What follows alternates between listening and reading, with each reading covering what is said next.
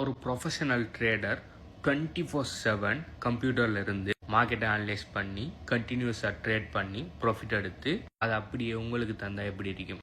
S, அதுதான் trading board. Trading போர்ட்டுன்னா என்னன்னு சொன்னால் ஒரு சாஃப்ட்வேர். அந்த சாஃப்ட்வேர் என்ன பண்ணணும்னு சொன்னால் அதுக்கு என்ன கோடிங் கொடுப்பட்டிருக்கிறோ, என்ன க்ரைட்டீரியா கொடுப்பட்டிருக்கிறோ, அப்படி இல்லாட்டி என்ன ரூல்ஸ் கொடுப்பட்டிருக்கிறோ அந்த ரூல்ஸுக்கு ஏற்ற மாதிரி மார்க்கெட்டை அனலைஸ் பண்ணி அதுக்குரிய அந்த ரூல்ஸ் ஹெல்மெட் பண்ணால் வாங்கும், அதுக்குரிய ரூல்ஸ் ஹெல்மெட் பண்ணால் செல் பண்ணும். இப்படி கண்டினியூஸாக 24 மணி நேரமும் 7 நாளும் எந்த விதமான பிரேக்கும் எடுக்காமல் கண்டினியூஸாக மார்க்கெட்டை மானிட்டர் பண்ணி அதுக்கேற்ற நல்ல ஆப்பர்ச்சுனிட்டி வந்தால் வாங்கி அதுக்கேற்ற நல்ல ஆப்பர்ச்சுனிட்டி வந்தால் செல் பண்ணுற ஒரு அல்கோரிதம் அல்லது கோடிங் தான் இந்த ட்ரேடிங் போர்ட். ட்ரேடிங் போர்ட் செய்கிற அளவுக்கு எஃபிஷியண்டாக பயங்கரமான மாஸ் வால்யூமில் மாஸ் டைமிங்கில் ஒரு ப்ரொஃபஷனல் ட்ரேடரால் ஹியூமன் ட்ரேடரால் அதே மாதிரி ட்ரேட் பண்ண இயலுமான்னு கேட்டால் இல்லை. ஏண்டா மனிதனுக்கு நிறைய பிரச்சனை இருக்குது. ஓகே, 24/7 கம்ப்யூட்டருக்கு முன்னுக்கு இருந்து 24/7 எந்த விதமான பிரேக்குமே இல்லாமல் அனலைஸ் பண்ண முடியாது. ஆனால் ட்ரேடிங் போட்டால் முடியும். ரெண்டாவது, களைப்பு,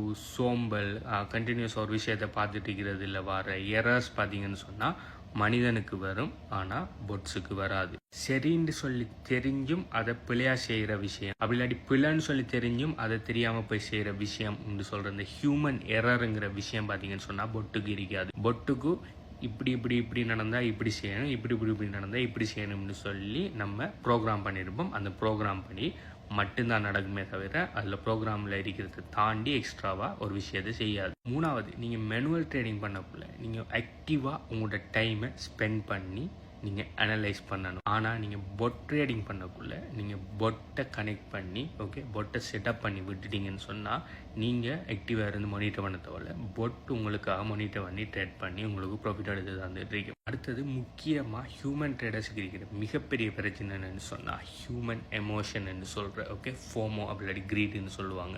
ஃபோமோன்னு சொன்னால் ஃபியர் ஆஃப் மிஸ்ஸிங் அவுட். ஒரு புது விஷயம் ஒரு மார்க்கெட்டில் ஒரு கிரிப்டோ கரன்சி பம்ப் ஆகுதுன்னு சொன்னால் அது பயங்கரமாக பம்ப் ஆகிட்டுன்னு சொன்னால் அடுத்தது அது டம்ப் ஆகுறது நிறைய சான்ஸ் இருக்குது. ஆனால் நம்மளோட ஃபோமோ ஒரு ஹியூமன் ட்ரேடருக்கு உருவாகிட்டுன்னு சொன்னால் என்ன செய்யணும்னா, ஐயோ மேலே பம்ப் ஆகுது, நம்ம வாங்கலை, இன்னும் மேலே பம்ப் ஆகக்குள்ள நம்ம அதை மிஸ் அவுட் பண்ணிடுவோமேன்னு சொல்லி டொப்பில் போய் வாங்குறதுக்கு முற்படுவாங்க. இது அநேகமான ட்ரேடர்ஸ் மத்தியில் இது காமனான ஒரு விஷயம் உண்டு. அவங்க போய் டொப்பில் வாங்கின உடனே மார்க்கெட் சரிஞ்ச உடனே அவங்க மைனஸில் ஒன்று நட்டத்தில் வச்சு வித்து போட்டு வெளியால் வரணும், அப்படி பெரிய மைனஸை ஹோல்ட் பண்ணிட்டு இருக்காங்க. அடுத்தது இன்னொரு பெரிய பிரச்சனை ஒன்று இருக்கு, கிரீட்னு சொல்கிறது. இப்போ பார்த்தீங்கன்னு சொன்னால் ஒரு ட்ரேட் ஒன்று எடுத்துருப்போம். ட்ரேட் ஒன்று எடுத்து அது ஒரு 10% ப்ராஃபிட்டில் இருக்கும். ஒருத்தர் க்ளோஸ் பண்ணி நம்ம வெளியில் வந்தோம்னு சொன்னால் ஒரு 10% ப்ராஃபிட்டோட வந்துடலாம். ஆனால் அந்த 10% க்ளோஸ் பண்ணதுக்கு மனசு விடாது. இன்னும் கொஞ்சம் போகட்டும், 15% ஆகட்டும், 20% ஆகட்டும்னு சொல்லி நம்ம என்ன செய்வோம்னு சொன்னால் நம்மளோட கிரீட் தூண்டி நம்ம ப்ராஃபிட் எடுக்க மாட்டோம். டக்குன்னு மார்க்கெட் கிராஷ் ஆகி இல்லாட்டி கரெக்ஷன் ஆகி இருந்த 10% இல்லாமல் மைனஸில் போய் நம்ம ப்ராஃபிட் எடுக்கிறத மிஸ் பண்ணிடுவோம். அதே மாதிரி கிரீட் மற்ற பக்கத்துலேயே வேலை செய்யும். இப்போ மார்க்கெட் நல்லா ஒரு காயின் நல்லா கிராஷ் ஆகி நல்ல லாபத்தில் இருக்குது, இப்போ வாங்கினா நல்லம். ஆனால் நம்மளை கிரீட் சொல்லும் இன்னும் கொஞ்சம் கீழே போனால் இன்னும் சீப்பாக எடுக்கலாம்னு சொல்லி இன்னும் நம்ம வெயிட் பண்ணுவோம். ஆனால் திரும்ப மார்க்கெட் அடித்து மேலே போயிடும். ஸோ நம்மளுக்கு வாங்க இருந்த ஒரு ஆப்பர்ச்சுனிட்டியை நம்ம மிஸ் பண்ணுவோம். ஸோ இதை மாதிரியான மிஸ்டேக்கள் பார்த்தீங்கன்னு சொன்னால் ஹியூமன் ட்ரேடர்ஸுக்கிட்ட நிறைய நடக்கும். ஆனால் இது பொட்டுக்கிட்ட நடக்காது. பொட்டுக்கிட்ட இந்த ப்ரைஸ் பாயிண்டில் வரக்குள்ள வாங்கணும்னு சொன்னால் அது வாங்கிடும், இந்த ப்ரைஸுக்கு வரக்குள்ள இத்தனை வீதம் எடுக்கக்குள்ளே விற்கணும்னு சொன்னால் விற்றுடும். மார்க்கெட் மேலே போகுமா கீழே வருமா, இன்னும் கொஞ்சம் போகும் இன்னும் கீழே வரும்னு சொன்னால் அதெல்லாம் இது செஞ்சு நிற்காது. அதே மாதிரி மார்க்கெட் கீழே வரக்குள்ள ஐயோ கீழே போகுதுன்னு சொல்லி பயத்தில் நட்டத்தில் விற்கிற கன்செப்டும் இல்லை.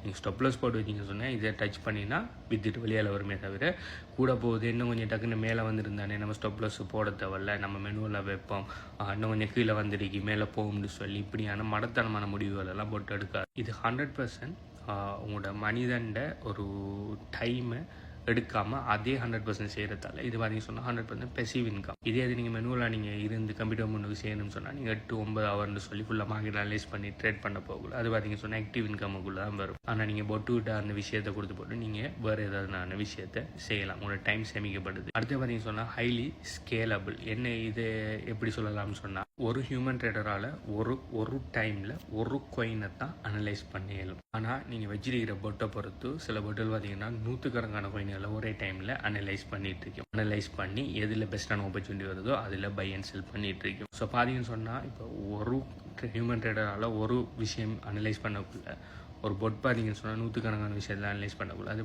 பார்த்தீங்கன்னு சொன்னால் ஹைலி ஸ்கேலபிள். நம்ம பெரிய ஒரு கேபிட்டலை கொடுத்து நிறைய காயினை வச்சு ட்ரேட் பண்ண விடலாம். ஸோ அதனால தான் நான் பர்சனலாக இது என் பர்சனல் ஒப்பீனியன், மேனுவல் ட்ரேட் பண்ணுறதை விட பொட் ட்ரேடிங் பண்ணுறதை நான் விரும்புவேன். அதுக்காக நீங்கள் அதை தான் விரும்புன்னு சொல்லி எந்த அவசியம் இல்லை. ஆனால் இதை மாதிரியான நிறைய அட்வான்டேஜஸ் நிறைய இருக்கிறதால பொட் ட்ரேடிங் பண்ணுறது பெஸ்ட்டு என்னை பொறுத்த வரைக்கும். ஆனால் பொட் ட்ரேடிங் அட்வான்டேஜஸ் மட்டும்தான் இருக்கான்றா இல்லை, டிஸ்அட்வான்டேஜஸும் இருக்குது. சில நேரம் பார்த்தீங்கன்னு சொன்னால் ஹியூமன் டிசிஷன் ஒரு இடத்தை கட்டாயம் எடுக்க வேண்டிய சில விஷயங்கள் வரும், அதை பொட் எடுக்காது. இப்போ உதாரணத்துக்கு பார்த்தீங்கன்னு சொன்னால் எஃப்எம்சி மீட்டிங் நடக்க போகக்குள்ள லைக் மார்க்கெட்டில் ஒரு பெரிய ஒரு சலசலப்பு வரும். அந்த டைமில் ட்ரேட் எடுக்காமல் இருக்கிறது புத்திசாலித்தனம். ஆனால் பொட் பார்த்தீங்கன்னு சொன்னால் அதெல்லாம் கணக்கு எடுக்காது.